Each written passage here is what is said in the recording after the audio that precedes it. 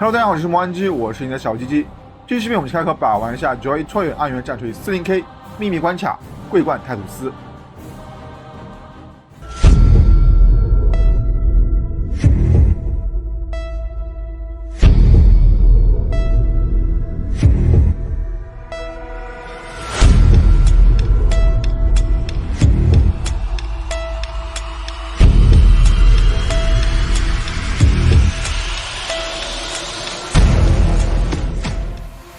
首先，包装部分除了常规的包装风格外，这次在正面右上角是有爱斯基团队制作的短片名字和亚马逊的标志。座底部分大家都知道是回到3.0的身高，但全身材质部分呢还是和游戏版本一样为 A 杯材质。我们对比一下游戏版本的身高，可以看出整体就是等比缩小了。在和近期出过的3.0马克3战术士兵，两者身高呢几乎是差不多的。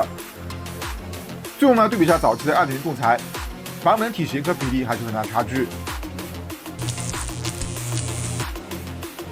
细节部分，首先是头盔，头盔和游戏版本是没有很大区别，只是在头盔上做了桂冠的浮雕。头盔是可以打开的，内侧是有预留灯组的位置。但我发现头盔的组合都是有点问题，上下卡不紧，仔细看才能看到明显的空隙。胸甲部分是金色的浮雕，大部分人说胸甲做窄了，我是没有看出来，觉得还算可以。在靠近腰部部分的3条横线这儿，这次给了黑色衬线，但游戏版本是没有的。肩甲部分装饰和造型也是没有很大的更改，只是肩甲上的纯金印记是更改了位置。虽然整体的比例缩小了，但肩甲边上细节还是比较清晰的。右手手腕上两者都有相同的链条，但是这次的版本阉割了审判庭挂坠的金色涂装。腰带中间是带铁光环的骷髅，细节呢是弱了点，并且金色也是比游戏版本淡了很多。裙摆部分是按照影视里的造型还原，涂装上在褶皱里有黑色阴影的涂装。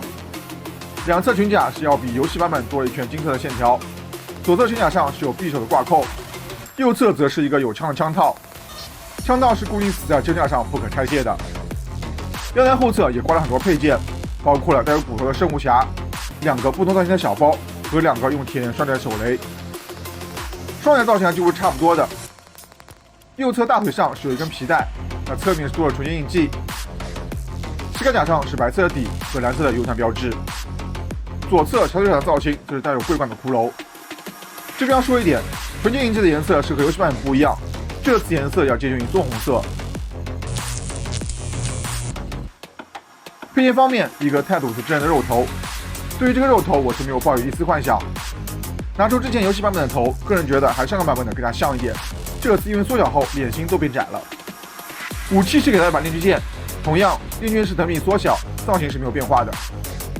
一把匕首，这把匕首在影视的开头就有出现过，能给到这把武器，个人觉得还是很不错的。匕首是可以插在右侧裙甲的挂扣里。一把抱着手枪，一个带有金色游船标志和骷髅浮雕的动力背包，2个枪套，个人觉得这样配件是有点多余了。还不如多给一把爆石步枪来的有用。2个不同型的手雷，手雷是没有连接口的，只能握在手上。最后手型了，包括一对握拳、左右手的握持和握枪，和一对拖枪的替换手型。总的来说，个人觉得这次产品并没有做得非常拉。体型的问题在出预告的时候已经明确表示了，接受不了的是可以不预定的，但凡你预定了，就表示你接受了这个大更改。整体的表现因为有之前游戏版本铺垫，所以这次也没有非常惊艳，只是在品控上还有脱胶、薄度不匹的问题了。那好了，以上就是看网络所有内容了，希望请诺尔成1键3连对吐司的网络支持。我们下视频再见。